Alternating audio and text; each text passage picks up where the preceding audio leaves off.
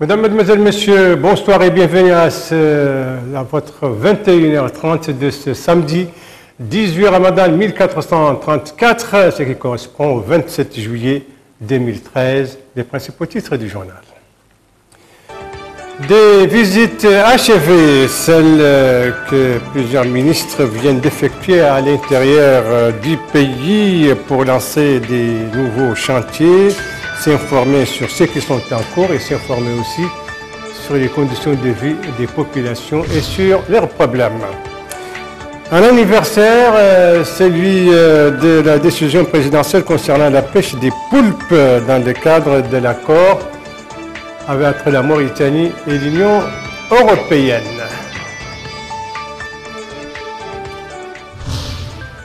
Et puis des affrontements meurtriers, c'était la nuit dernière et ce matin au Caire et à Alexandrie, des affrontements meurtriers qui ont fait au moins 65 morts selon le ministère de l'Intérieur et 100 morts selon les frères musulmans. Donc plusieurs ministres viennent de terminer des tournées à l'intérieur du pays, des tournées qui les ont conduits dans les wilayas de l'intérieur du pays pour s'informer sur la situation des populations, mais aussi sur le déroulement des chantiers qui sont en cours ou lancer de nouveaux chantiers. Eh bien, nous nous intéressons ce soir aux dernières étapes de ces tournées. Pour le ministre de l'Intérieur, c'est Kayedi Ogorgol. Pour le ministre de la Santé, c'est Oulienge Oguidimaha. Pour le ministre de l'Habitat, de l'Urbanisme, de l'Aménagement du Territoire et le ministre délégué chargé de la formation, de l'emploi, de la formation professionnelle et des nouvelles technologies, c'est Zouerat. Pour la ministre de la Culture, de la Jeunesse et des Sports, son étape de Walata. Alors nous allons commencer par donc l'étape de Kayedi du ministre de l'Intérieur, marquée, vous le savez, par une réunion avec les autorités administratives, les autorités, les élus locaux, les cadres et les notables de la wilaya d'Igorgol, réunion consacrée à la situation économique et politique du pays. Sur cette dernière étape du Gorgol, donc des précisions avec Mohamed Rémi Bekar. La ville de Kayedi a constitué la dernière étape de la visite que le ministre de l'Intérieur et de la décentralisation a effectuée au niveau de certaines wilayas du pays, visites qui ont permis à Mohamed El-Boilil de rencontrer, comme c'était le cas ici à Kayedi, les élus, les cadres, les différents segments de la société, afin de s'enquérir de leurs problèmes et d'expliquer à son tour à l'assistance les progrès franchis par notre pays dans plusieurs domaines grâce aux nombreuses réalisations qui ont touché tous les aspects de la vie des citoyens. Sur le plan politique, le ministre a indiqué que le peuple mauritanien jouit d'une totale liberté d'expression tant que celle-ci reste dans le cadre de la loi, précisant que cette liberté ne doit pas pour autant toucher à l'islam ni à la sécurité nationale. Tout le reste, a-t-il dit, peut faire l'objet de discussions et d'échanges. Le ministre a aussi parlé des projets qui sont en chantier dans tous les pays, notamment ici à Kayedi, qui, a-t-il dit, a bénéficié de plusieurs réalisations, comme l'hôpital régional en construction et la route Lixaïba-Mongol, actuellement achevée. Suite à cette intervention, le ministre a noté les problèmes posés par les participants et leurs doléances. Mohamed El-Boilil a mis à profit son séjour dans la capitale d'Igorgol pour se rendre sur la partie de la rive gauche du fleuve Sénégal qui renferme un point de passage défini par les autorités qui ont également disponibilisé ici un débarcadère pour assurer le trafic des personnes et des biens entre les deux rives. Non loin de là, au Guidimaha, c'était la dernière étape de la tournée à l'intérieur du pays du ministre de la Santé. Son étape, c'est Oulienge. Alors, qu'est-ce qu'il a fait là-bas, c'est récidibé? Oulienge dans le Guidimaka a été la dernière étape de la visite du ministre de la Santé à l'intérieur du pays. À l'instar des étapes précédentes, Ahmedou El-Hadimi Ouljelvoun a visité le centre de santé de la Moukata de Oulienge. Sur place, Ahmedou El-Hadimi Ouljelvoun a visité tous les services de cette structure sanitaire, notamment les services de la consultation externe, de la surveillance hospitalière, de la malnutrition, pour ne citer que cela. Le ministre s'est largement inquiet du niveau des prestations dispensées et des équipements disponibles. Autre moment de la visite du ministre de la Santé à Oulienge, la réunion qu'il a présidée. Réunion à laquelle ont pris part les populations locales, les représentants des services déconcentrés de l'État, les notables, les cadres et les élus de la Moukata. Ahmedou Ould-Hademi Ould-Gelvoune a passé en revue devant l'assistance les réalisations de son département. Ainsi, il a souligné que la couverture sanitaire s'est nettement améliorée dans le pays et cela à la faveur de la volonté politique manifestée au sommet de l'État pour l'achat d'équipements modernes et la construction d'hôpitaux et de centres de santé afin de réduire la dépendance de l'étranger. Le ministre de la Santé a dans ce cadre rappelé les différents programmes visant à assurer la gratuité des soins de certaines pathologies parmi lesquelles le paludisme. Il a également énuméré le cas du forfait obstétrical. Et au plan de ressources humaines, le ministre de la Santé s'est félicité de l'ouverture des écoles de santé à Sélibabi et à Rosso afin de répondre à la demande croissante des centres de santé en infirmiers et autres personnels médicaux. Il faut rappeler que le ministre de l'Intérieur et de la Décentralisation, Mohamed Ould Boilil, a pris part à cette réunion. À cette occasion, il a abordé la situation sécuritaire du pays et a exhorté les populations à aller se faire enrôler et pour celles déjà enrôlées, d'aller retirer leur carte d'identité nationale en perspective des élections. Nous allons quitter l'extrême sud-est du pays, les Guidimara pour l'extrême nord-ouest. Le touriste Zemmour de la capitale Zouarat vient d'accueillir donc deux ministres, celui de l'habitat, de l'urbanisme et de l'aménagement du territoire et les ministres délégués chargés de la formation professionnelle, de l'emploi et des nouvelles technologies. Alors parmi les activités des deux ministres là-bas, il y a eu une pose de première pierre d'un nouveau chantier. Il y a eu également une cérémonie d'intégration de plus d'une centaine de diplômés chômeurs compte rendu chers Inlis. Ces signatures valent de l'or pour ce groupe de 150 diplômés chômeurs qui auront désormais droit à des contrats de stage auprès de 18 entreprises chargées de l'exécution des projets de construction de 600 unités d'habitation dans la ville de Zouarat. D'une pierre deux coups pour l'État qui injecte ainsi sur le marché de l'emploi des compétences jeunes d'une part et qui élargira la base de l'offre entrepreneuriale d'autre part. Les diplômés chômeurs concernés seront initiés 18 mois durant sur la terminologie de l'entrepreneuriat, la conception, l'exécution et le suivi de projets. Ils seront par ailleurs formés sur la recherche de solutions appropriées aux défis liés à la mise en œuvre des projets. Prenant la parole à cette occasion, le ministre délégué auprès du ministre d'État à l'Éducation nationale, chargé de la formation professionnelle et des nouvelles technologies, M. Mohamed Ould-Kouna, a indiqué que l'insertion de ces diplômés chômeurs s'inscrit dans le cadre de la politique du gouvernement visant à atténuer le chômage en application des directives du président de la République, M. Mohamed Ould Abdelaziz. Il a également précisé que l'État a mobilisé pour cette composante plus de 300 millions d'ouguiya, ajoutant que l'insertion de ces chômeurs leur permettra d'acquérir des expériences et des compétences pour pouvoir intégrer le domaine de la construction des bâtiments et de l'entrepreneuriat et accéder ainsi au marché de l'emploi. De son côté, le directeur général de l'Agence nationale pour la promotion de l'emploi des jeunes, M. Beytullah Ould-Ahmed El-Souad, a réaffirmé que l'encadrement de ce groupe a été assuré sur le compte de l'agence et que leur sélection s'est faite en toute transparence. La délégation ministérielle s'est informée sur le déroulement des travaux de construction de 600 unités d'habitation qui constituent le plus grand projet en cours de réalisation dans la cité minière. La délégation a pris connaissance du niveau d'avancement des travaux qui varie entre 35 et 50%. Le ministre de l'Habitat, de l'Urbanisme et de l'Aménagement du Territoire a pu faire une comparaison entre l'état actuel des chantiers par rapport à sa dernière visite et a pu constater que seulement 2 des 18 entreprises engagées recusent en retard. Ces progrès résultent des efforts consentis par le département de l'habitat, de l'urbanisme et de l'aménagement du territoire à travers le suivi périodique de cet important projet national qui a nécessité la mobilisation de 7 milliards d'ouguiya sur fonds propres de l'État. Le ministre de l'Habitat, de l'Urbanisme et de l'Aménagement du Territoire a procédé ensuite à la pose de la première pierre d'un projet de construction d'une école type dans le quartier Tarhil à Zouarat. Cette école se compose de 8 salles de classe, en plus d'espaces culturels et sportifs. Sur place, M. Bayahia Bokar a souligné que l'État est déterminé à réaliser des projets et programmes publics d'intérêt général et qu'il est prêt à suivre minute par minute le déroulement des travaux au niveau de ces projets. Le ministre a ajouté que l'État n'admettra plus les retards ou la négligence dans la réalisation des travaux. Dans le quartier d'10 à Zourak, toujours, le ministre de l'Habitat, de l'Urbanisme et de l'Aménagement du territoire a supervisé un regroupement des populations de ce quartier qui ont eu à abandonner la ville. Le directeur de la société ISCAN, M. Mohamed Ahmed El-Javar, a précisé que la balle est désormais dans le camp des citoyens qui auront à choisir entre deux choses, la restructuration, l'aménagement et la revalorisation de ce quartier ou le laisser dans son état actuel. Le directeur de ISCAN a ajouté que les intérêts des habitants seront préservés dans le cadre de cette restructuration.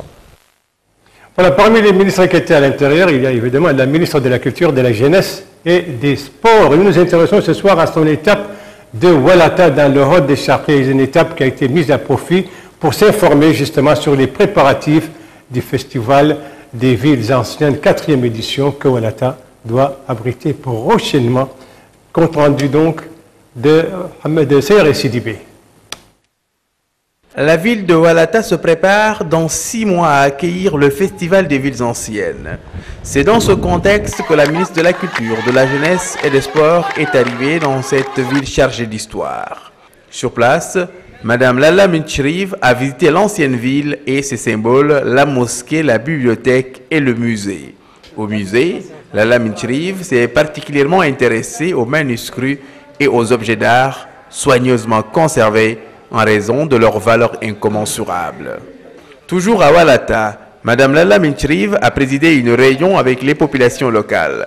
À cette occasion, elle a rappelé les différents avantages que la ville de Walata peut tirer de l'organisation du Festival des Villes Anciennes, notamment la construction d'infrastructures au profit de la ville, une aide financière aux familles qui hébergeront les étrangers ou encore une enveloppe financière destinée à la réhabilitation des habitations.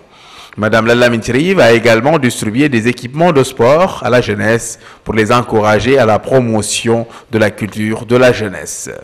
Et enfin, Madame Lalla Minchriv a présidé une réunion avec la Wilaya, réunion consacrée aux préparatifs du Festival des Villes Anciennes. Nous restons un instant dans le Hod Charpri, cette fois pour parler des activités du commissaire à la sécurité alimentaire qui s'est trouvé lui aussi là-bas dans cette wilaya du pays. Nous nous intéressons ce soir à ce qu'il a fait notamment dans la Muqata'a de Timbedra, compte rendu Abdelrahman Hamedin. Au cours de son séjour dans la wilaya de Hod Chargui, le commissaire à la sécurité alimentaire a visité la Muqata'a de Timbedra où il a tenu une réunion avec les autorités administratives, sécuritaires et militaires ainsi que les élus et notables de cette Muqata'a. Réunion au cours de laquelle le commissaire a évoqué les réalisations accomplies au cours des dernières années et la situation générale des pays. Une situation, selon lui, qui a connu une évolution progressive dans les différents domaines. Sur le plan politique, a précisé M. Mohamed El-Mohamed, les partis politiques exercent leurs activités en toute liberté et les prisons ne contiennent aucun détenu d'opinion. Sur le plan sécuritaire, nos forces armées et sécuritaires dotent désormais d'une haute opérationnalité et capables de préserver la sécurité du pays. Le commissaire a dans ce contexte passé en revue les progrès réalisés dans d'autres domaines économiques et sociaux à l'échelle nationale. Auparavant, le commissaire a tenu une réunion dans la ville de Nema, capitale régionale de Hod Charqi, où il a présenté un aperçu sur les interventions du commissariat dans cette Muqata'a, précisant qu'elle a bénéficié de 159 boutiques ML, 183 banques de céréales, 135 microprojets d'une enveloppe financière de 323 millions d'ouguiya et 273 centres communautaires de nutrition. Les interventions des élus et des notables de la Muqata'a de Nema ont porté dans leur ensemble sur l'appréciation des efforts menés par les autorités publiques en leur faveur, demandant plus d'appui, notamment en ce qui concerne les distributions gratuites ou encore les programmes Vivre contre Travail. Monsieur Mohamed El-Mohamedou avait effectué au cours de cette visite des arrêts dans les localités Chamia, Suleymaniya et El-Qassimiya relevant de la Muqata'a de Nema, où il s'est enquis du déroulement des travaux dans les boutiques ML et les banques de céréales dans ces localités et écouter des explications détaillées sur les conditions générales qui entourent leur gestion. Un anniversaire dans ce journal, celui de la décision présidentielle relative à la pêche des poulpes dans le cadre de l'accord entre la Mauritanie et l'Union européenne. Et pour commémorer ce premier anniversaire, la section pêche traditionnelle et artisanale de la Fédération nationale des pêches a organisé hier soir à Nouadhibou une cérémonie avec participation des opérateurs travaillant dans ce secteur Alors, c'est un compte rendu de Mohamed Emin Bekkar. صيد الأخطبوط للصيادين الموريتانيين هي اليوم جموع الصيادين التقليديين تحتفل بهذا القرار التاريخي بعد أن جنوا ثماره وأدركوا أهمية هذه الاتفاقية في حماية.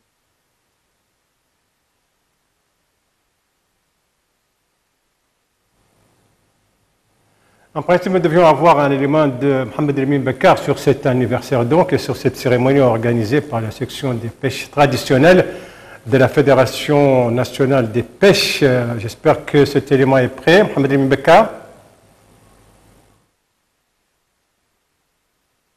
Après, alors, nous allons passer maintenant aux activités des partis politiques dans ce journal avec celle de l'IPR.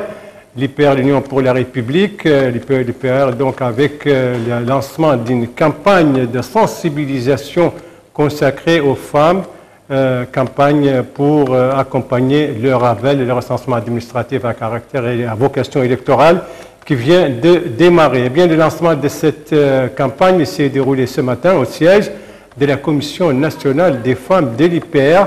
L'occasion pour sa présidente, Mme Aïcha Michel Vergès, d'appeler l'ensemble des militantes du parti à redoubler d'efforts pour donc mobiliser les femmes de se faire enregistrer donc au centre d'enrôlement et sur les listes électorales, et ceci en prévision des prochaines échéances. Toujours dans le cadre de ces activités des partis politiques, avec maintenant celle des partis Tawassal, dont la section à Nouadhibou a organisé la nuit dernière une cérémonie de rupture des jeunes et une soirée politique sous le thème « Les peuples entre la démocratie et l'arbitraire ». La cérémonie a été marquée par un exposé sur la grande bataille de Bedr. Il a été également question des objectifs et des principes du parti Tawassal. Toujours dans le cadre des activités des partis politiques ce soir, va signaler cette fois-ci cette opération de distribution d'eau potable au profit des populations des quartiers de Tartil relevant de la Muqata'a de Toujounine, une opération entreprise par le parti Hammam, une action qui entre dans le cadre de toute une série d'activités que le parti entreprend au niveau des quartiers pauvres de la capitale durant ce mois béni du Ramadan. Il est prévu également, outre la distribution d'eau potable, et bien cette opération englobe également des denrées alimentaires, des diverses et le parti projette d'organiser également une campagne de nettoyage de certains quartiers de Nouakchott. Merci de suivre la télévision de Mauritanie, la suite du journal avec l'Égypte et les violences. Donc les violences qui ont caractérisé le Caire et l'Égypte hier soir et qui se sont poursuivies aujourd'hui. Des statistiques, d'un bilan qui fait part de 65 morts selon le ministère de l'Intérieur, plus de 100 morts selon les frères musulmans, un véritable bain de sang en tout cas de part et d'autre. Mohamed Emin Bekkar. C'est un nouveau bain de sang pour l'Égypte. Les blessés s'entassent dans cet hôpital de fortune installé dans la mosquée Araba al-Adawiya du Caire. Des militants pro-Mohamed Morsi qui ont affronté l'armée pendant toute la matinée accusent les militaires d'avoir délibérément tiré pour tuer. Ces responsables de Croissant Rouge affirment que tous les patients accueillis ici sont dans un état grave, précisant que les blessures ont été causées par des armes à feu. Le bilan des victimes est encore incertain, de même que le déroulement exact des combats qui ont éclaté au Caire et à Alexandrie. Selon les frères musulmans, on dénombre au moins 75 morts et plus de 1000 blessés parmi leurs partisans. Mais le ministre de l'Intérieur assure que seuls des gaz lacrymogènes ont été utilisés et accuse les militants islamistes d'être les fauteurs de troubles. Mohamed Ibrahim a appelé tout le monde à rester calme jusqu'à ce que les affrontements dans les rues soient terminés. Dans une Égypte profondément divisée, la veille avait été marquée par des rassemblements géants, le plus souvent en soutien à l'armée, aux ordres du général Abdel Fattah el-Sisi. Un dispositif de sécurité maximale était déployé pour cette journée à haut risque, alors que le président appelait dans les médias les pro-Morsi à rentrer chez eux. À Alexandrie, une centaine de pro-Morsi étaient barricadés dans une mosquée, encerclés par les forces de l'ordre pour les en déloger. L'armée assure vouloir disperser très prochainement les rassemblements pro-Morsi. Depuis le coup de force militaire, il y a moins d'un mois, l'Égypte a déjà connu 200 morts. Violence également aujourd'hui à Tunis. Ils étaient des milliers et des milliers de personnes aujourd'hui à assister aux obsèques de l'opposant Mohamed El Brahimi, assassiné le jeudi dernier. Ce rassemblement a vite viré à la manifestation contre le gouvernement et contre le parti islamiste Nahda au pouvoir. Et pourtant, les autorités avaient déployé un imposant dispositif sécuritaire donc à l'occasion de ces funérailles pour éviter tout débordement. Et en tout cas, ce rassemblement a été dispersé au gaz lacrymogène. Le Mali à présent, jour J moins quelques heures pour le premier tour de la présidentielle donc dans ce pays. Un scrutin placé sous haute surveillance. Près de 10 000 soldats de la MINUSMA, épaulés par 3 200 soldats français encore présents au Mali, doivent assurer la sécurité de ce vote. Ils sont 27 candidats en liste pour cette élection qui se déroule sous la surveillance donc de plusieurs centaines d'observateurs venus de l'Union africaine, de la CEDEAO, mais aussi de l'Union européenne. Voilà, ce journal est à présent terminé. Merci à vous, mesdames, mesdemoiselles, messieurs, de l'avoir suivi. Merci bien entendu aux équipes rédactionnelles et techniques qui ont participé à sa conception. Je vous en rappelle les principales informations. Ici, ce sont les ministres qui étaient à l'intérieur du pays et qui viennent d'achever donc ces tournées à l'intérieur du pays pour s'informer sur la situation des populations locales, sur leurs problèmes, sur les chantiers en cours et lancer des nouveaux chantiers. Voilà, donc nous avons ici cette célébration faite par la section de la pêche artisanale au niveau de la Fédération nationale des pêches, célébration du premier anniversaire de la déclaration de la décision présidentielle relative aux poulpes dans le cadre, à la pêche des poulpes dans le cadre de l'accord signé avec l'Union européenne. Et ici, c'est l'Égypte avec la violence, toujours la violence sans mort. Selon les frères musulmans, 65 morts selon le ministère de l'Intérieur égyptien, ceci au cours des violences qui ont marqué ce matin et la nuit dernière le Caire et Alexandrie. Voilà, le JTF reviendra demain à 19h et à 21h30. Vous serez en compagnie, suivant le planning de service, vous serez en compagnie de Séré Sidibé. Quant à moi, il me reste qu'à vous souhaiter une très bonne fin de soirée, une très bonne semaine. Et à vous donner rendez-vous, Inch'Allah, vendredi prochain, aux mêmes heures, 19h, 21h30. Bonsoir.